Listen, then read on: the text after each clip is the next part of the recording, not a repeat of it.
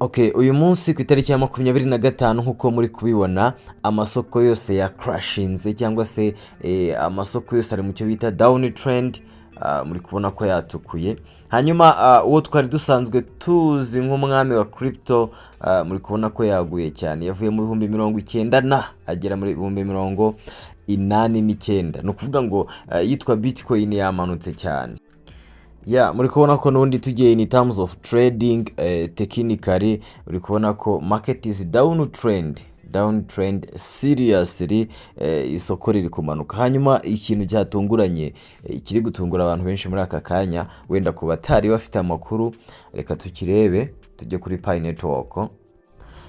Ikintu gitangaje nuko Pi Network nyine yakomeje kuresistinga. Ubundi ahangaha Pi Network nayo yakaba yamanutse ku buryo bukomeye cyane, ariko uri kubona ko yakomeje kurenjinga. Rero haracyari opportunity yuko Pi Network ishobora kuzamuka cyangwa igakora pullback. Rero ngewe ngendeye n'ubundi kuri analysis zanjye, ahangaha nshobora kuba nsohotse, ariko n'ubundi market y'ikibreaking aha hejuru dushobora gukomeza tukazamuka. Gusohoka mu isoko biroroshye mu gihe iba ariko niya device zanjye. Ushobora kuza muri OKX ugakanda kuri turiya tudomo twinshi, hanyuma ukareba handitse convert ahangaha, then ugasacinga hariya hambere, ugasacingamo Pi, then ugakanda max, then warangiza ugakanda preview to quote, hanyuma ugakanda confirm. Nukuvanga ahangaha uko sicyo bita safe of capital mu gihe nyine isoko riri kumanuka cyane, uko sicyo bita protection. Ubwo bivuze ngo nshobora kuza kugaruka mu soko mu gihe mbona Pi yamaze kumanuka cyane, nkeneye gukomeza kuzamukana nayo, right? Oya ni ntuzi scam byagize kuri Binance Square. Janano bigusomere just. oya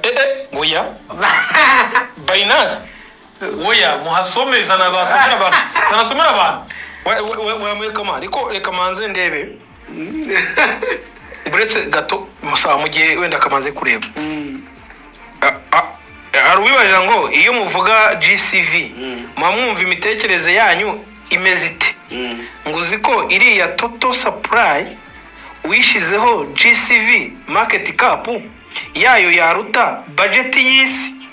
Bakubyumva? Ngo pi agaciro kayo kazazamurwa n'abakire ku isi bazayishoramo, sibyo?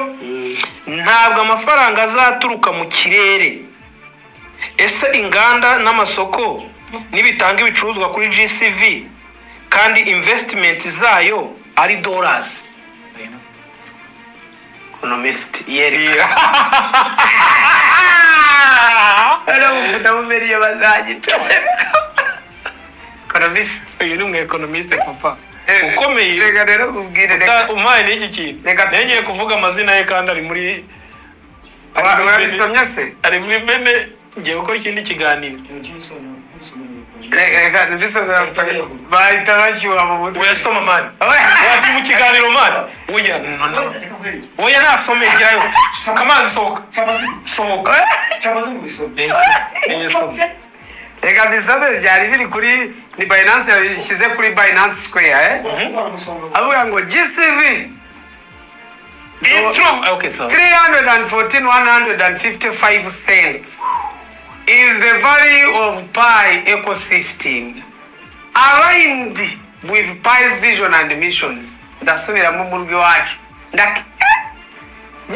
global consensus GCV 314 n'amasenti 159 niko gaciro ka Pi muri ecosystem kajyanye aligned with kajyanye n'intego Pi's vision and mission, n'intego ngufi nini za Pi Network.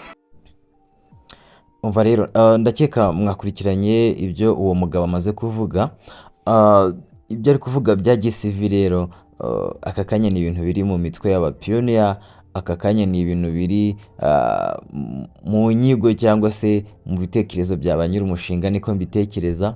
ariko sinzi nimba ari kuri gusa igiciro gihari aka kanya ni igiciro kiri ku ma exchange. Ukeneye kugurisha cyangwa kugura Pi, amadolari ushobora kuguriraho nayo dufite aka kanya muri kubona. So ntabwo ndi kurwanya igiciro cya GCV, gishobora kuzagerwaho nyine kubera ko ariyo mission na vision ya Pi Network, ariko aka kanya ntabyo dufite. Aka kanya turi kureba ibyo baduhaye, tugomba kugendera ku byo baduhaye. Birashoboka ko nimba uri umupioneer ukaba ukeneye gukurikira iriya vision na mission ijyanye na Pi Network, nyine kurikira igiciro cya GCV na bariya bagishyigikiye, nabyo ni igitekerezo cyiza. Ariko aka kanya ushobora kuba wabuze ukuba, ushobora kuba ukeneye kwishyura inzu cyangwa isukari. Igiciro cyo kugurishirizaho murakizi, igiciro cyo gutradingiraho ku bakeneye gukora trading murakizi. Ibyo ngibyo ntabwo tubishidikanyaho. Hanyuma rero tunyarukiye muri business, abantu bakeneye gukora staking kuri blockchain ya Sui, muri application yitwa Sui Bison app, namwe mushobora kunyandikira tukabaha ibisobanuro cyangwa mukareba video twagiye dupostinga kuri projet ya Sui Bison app. Ama withdraw proof yo ndakeka ari ahangaha muri kuyabona. Okay, nk'iyi ni y'uyu munsi kuri 25 zo ku 13 ku itariki 8. Uri kubona ko ama withdraw proof yo arimo ku bakeneye rero iyi opportunity most welcome. Ikindi kandi ku bantu bifuza n'ubundi gutangira iyi projet nshya yitwa Delta Mining, nayo ni projet imeze neza cyane worldwide. Abantu bari kuyijoininga bihuta kubera ko coin ziri gutangwa ari nyinshi cyane. Ukeneye kumenya byinshi kuri yo, nawe watwandikira nimero yacu iri munsi iyi video, then ukatwandikira nyine kuri WhatsApp, tukagenda tugufasha. So ngira ngo byinshi nafite kubabwira kuri Pi Network, ndumva nawe babwiye ibindi naho muri video y'ubuta. Thank you so much.